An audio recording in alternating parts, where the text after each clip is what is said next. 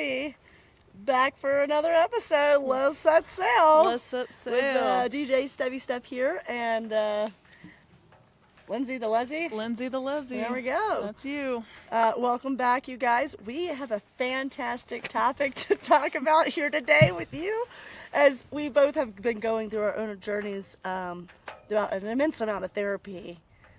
We have been studying many dollars. Think of what we could have done at the strip club with the amount of money that we've I'm thousands spent on... deep. Thousands. Regular Joe's rocking the boat that's us, the Redneck Yacht Club. Every week last year for like 8 months. It was wild. It's pretty crazy. I mean, the amount of money I've spent on therapy. But you know what? I have learned some things, and we're actually going to talk about... And we're better for it. Attachment styles! This episode, we're talking about... Avoidants! Our favorite! Everybody's least favorite type of people. Dismissive avoidance. Dismissive actually. avoidance. Yes, God, it's favorite. a real thing out there. And if you don't know that you're one, look it up. And after this episode, you might be educated and wondering if you're an avoidant, dismissive avoidant, or if your partner is, and might actually solve a lot of your problems knowing now before diving in way too fucking deep. Yeah, and you know what? It's time to book some therapy. It's definitely time to book some therapy, whether that's you or your partner or your ex. Anybody, parents, I Parents, don't give a fuck. Anybody. Children could be. Kids, dogs. Typically, this you know, dog's avoidant. Yeah, my dog's kind of avoidant. Not as avoidant as my ex's dog, though. No, takes right after her. All right. Yeah. Okay, cool. Well, I have some questions for you today. We're gonna dive into Steph's journey. We're gonna dive into overall just things I think we've learned. Maybe we could pass on and help you guys while still trying to be super freaking funny. Yeah. Because we're still funny. We're still funny. Yeah. And we can laugh about this now. Oh, 100%. I think we're past the point of trying to solve these people's problems. Oh, yeah. I think we're more into the solving our own problems and getting our own help that we need with our own avoidant or, anxious attachment style or whatever it is. Yeah, all of it. So, my first question for you, Steph, is it's a pretty serious one. Okay. Do avoidants get allergic reactions to the word commitment, or is that just a rash excuse? Probably a little bit of both, honestly. I feel like, but they don't know until they get in too deep and want the other person wants the intimacy. That's when they become allergic. So it's like Yeah, the allergy just it's like old people can create an allergic reaction to milk or something. Like I don't even know. I'm pretty old, but I'm not there yet. So. But I think this stems from like childhood, from what I've dug into hundreds of dollars later, and licensed professionals have explained that typically it comes from childhood. And it's not that their parents were bad people. They might have taken them to their soccer games and done all the things, cooked for them and told them I love you at night. But as soon as the feelings came up, they're like, oh, no, just grow up, or oh, no, just kind of very dismissive towards them. And it really actually snowballs into later in life, and you don't even realize you're packing that around. And just like, oh, no, just grow up, or whatever it is, oh, no, don't be so sensitive, and it really ultimately also turns into creating hyper independence. And it overall affects your brain processes, and it changes the way you're wired, from what I understand. Oh, yeah, for sure. And it can, these are learned behaviors. Learned behaviors, and they can start, in the first 2 months of your life. Yeah. I didn't know that, but that is a good fact. But again, I've been saying this to you all summer long, basically. It's all a spectrum, right? It depends on who your partner is and who you are and what happened to you as a kid and that kind of stuff. And what's happened to you in your past relationships. It's all a spectrum. Autism, queerness, it's all just a spectrum, So Totally. Can always change. So not everybody is on one side or the other. On a scale of 1 to 10, what would you say your previous relationships have been like? Have you ever been with someone super avoidant? Dismissive avoidant? I think avoidant? I think most of my past relationships have been dismissive avoidance. I wouldn't say, but I would say that my anxious attachment probably sent them a little further to the dismissive than I wanted them to. I think I have kind of both, honestly.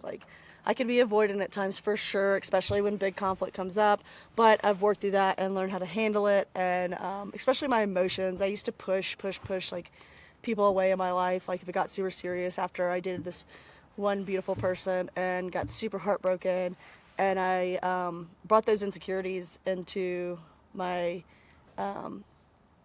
relationships that happened next. Yeah. And it definitely was super damaging to those. And I just remember being like, oh no, I'm here for a good time, not a long time, and just kind of emotionally distance myself because I didn't want to get hurt. And at the end of the day, what it really comes down to is they're just ultimately protecting themselves. They've created this hyper independence in their own emotional cutoff. Like there's this like boundary. They're like, we don't want it anymore, right?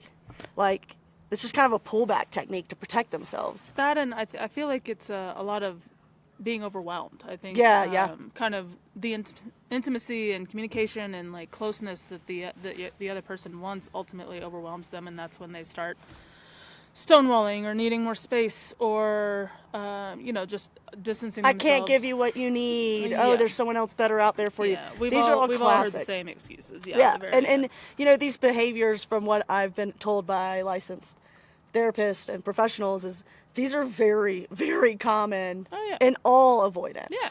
Oh, like, same patterns, same verbiage, same actions, same get close, and then once you try and find that person again, you're even down the path even further, like literally when you marry them, as Doctor off of TikTok told me, you're even more screwed up a creek.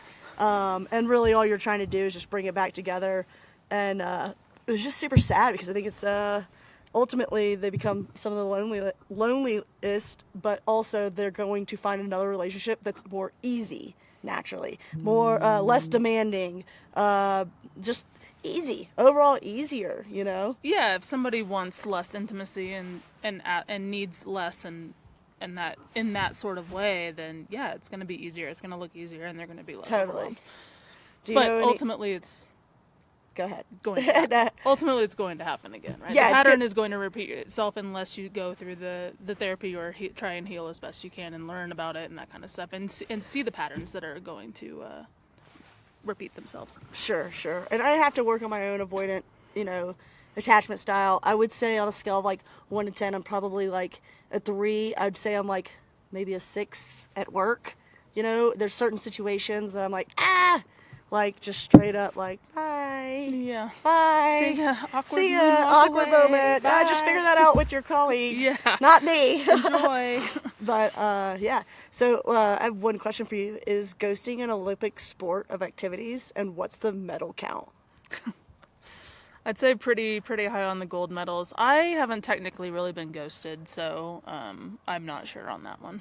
Ooh, you might be better on. I definitely take the gold, baby. Yeah. I definitely not so much ghosting, but definitely I can't give you what you need, or just straight up leaving. Yeah, a discard. Yeah. The discard. You want to talk about the discard? I mean, discard is what it is. They just kind of like say, I can't work on myself and give you what you need at the same time, and then they leave. Like there's really no working on it. There's no trying to, they stick around for a little while and then they ultimately just go away, and that's and that's kind of, it's just easier to not deal with it. And deal with it. Yeah. Overwhelmed. Why do you want to deal with it if you can just like suppress it deep down? But in fact, it does come out later unless you work on it. It's always gonna. It's kind of sad, but it does happen. We all. None of any of the attachment styles are the bad guys, right? Totally. We all feel a little bit victimized by the dismissive avoidance. Like, what I've also noticed is like career paths. Avoidants typically go into like working solo or like computer tech. Also just something as simple as like small talk, things that provide small talk but not real authenticity or actual like bonding with another connection. Yeah, Yeah. Like it's all very surface level. Totally. And bartending, like, hey, how's it going? Sit down, have a drink. Yeah. Super surface level. You're never gonna get to know these people. And the funny part is I actually dated someone, and one of my best friends came to me and was like, who is this person actually? Like, does anyone really know who she is? that is a classic sign of like, holy shit, I'm dating an avoidant because they never really let anyone in. Like, literally, no one really gets close to these people. And I'm talking about, like, extreme avoidant, behavior. But, it really puts yourself in check and makes you say, oh, shit, am I avoidant? And I think the way you handle it and, really facing that head on is, like, kind of makes a difference. It's kind of like, sociopaths, they're never asking themselves if they're sociopaths. Yeah. They actually are just sociopaths. And, Same with narcissists. But they probably know, like, sociopaths probably. Sociopaths might know, yeah. I'd agree with that. Yeah. Narcissists, no. No. Not me, no way. No, they don't. Right? They've never gone to the therapist. I've even gone to my therapist. I'm like, am I a narcissist? Oh my God, I thought this, and I can do so much better or whatever. And she's like, Lindsay, if you have to ask yourself if you're a narcissist and you're actually asking me if you're a narcissist, you're not a narcissist. Narcissists don't have that self-awareness. Yeah, for sure. Yeah. And which self-awareness is kind of everything when it comes to avoidant or any type of attachment style, And I think what I've learned, in the last year and a half, awareness of anything, not even just self-awareness, is truly the first step to anything. Being aware of the people around you, being aware of somebody else's maybe emotions, not being hypervigilant. We're trying to move away from that. But sure, any sort of awareness, like that's all I can ask for from somebody. The only type of vigilance I want is from Taylor Swift's album. Yes, vigilante shit, baby. Yeah, I'm on my vigilante shit. Yeah, shout out to Killa Trav and Taylor Swift. Yeah, congrats on the engagement. Putting a ring on it. Let's go. I mean, I just say don't do it, but I think they'll be okay. Yeah, they could be. They seem pretty healthy together. Yeah, they seem okay. But we don't really know their insides and outs. Like, yeah, we don't. I don't feel like Taylor Swift is probably an avoidant. She's very vocal. Yeah. All right. Do avoidants make good boat partners, or would they just swim away when things get rough? Nah, they swim. Yeah, they go. They jump ship so quick. They're taking the one PFD and they're out. Yeah, they're not in there to solve it with you.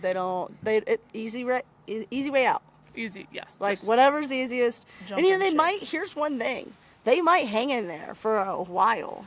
They really might try, or what they consider trying, but they're not doing anything really to actually work on their own avoidant behavior because half of them are not self-aware.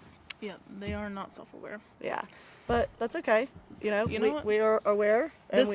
We're all evolving, right? Like yeah. I wasn't super self-aware of my attachment style, and now I'm extremely aware of it. And trying my hardest to, not make it go away because it's part of who I am, but trying to heal it, trying to make it a little bit better for me and the people around me. Yeah, I mean, I think that's what you can do. Yeah. Just like the classic, I'm fine. No, you're not fine. You're just deeply allergic to vulnerability. Just talk to me about something. I'm a good listener. I'm a good listener better than a talker. I really think it comes down to, just protecting themselves. And once it gets too heavy, retreat. Yeah. They have this sense of urgency to protect their own sanity, mental health, all these things. But really, it's just easy. It's easier. Yeah, it's the easy way out for sure. Yeah. Easier than working on it. But here we are. Here we are. We wouldn't have a podcast without it. So. Yeah. I mean, this episode is really interesting because, I mean, it's literally all I read about these days because I'm just trying to, navigate my own life and provide answers. Everyone seeks for closure and all these type of things, but at the end of the day, you got to do your research and try to figure it out because you're not going to get closure from someone else, especially an avoidant. Yeah. Avoidant's just going to breadcrumb you along, and then they'll be like, yeah, it's over or whatever. But at the end of the day, you just know that there's, a deeper reasoning than the surface level bullshit they feed you. Exactly. And if anybody's out there on TikTok, on avoidant TikTok, don't listen to those people because a lot of them, they'll say that avoidants always come back. They don't. That is not true. No. And you don't want them back either. You don't, yeah, absolutely not. Literally, now I could spot it from a mile away. And honestly, believe it or not, I'm actually in a pretty healthy thing right now. And the communication, it's not running from it. It's acknowledgement. It's, hey, let's work on this, or hey, let's, if you think I, am presenting a problem, let me know and I'll go to therapy about it. There's so much more awareness around, my own behavioral, cues, whether it's them or me, and just really trying to get to the bottom of it before it even escalates into something that could be. But now, yeah, I can smell an avoidant from a mile away. Yeah. Cannot stand it.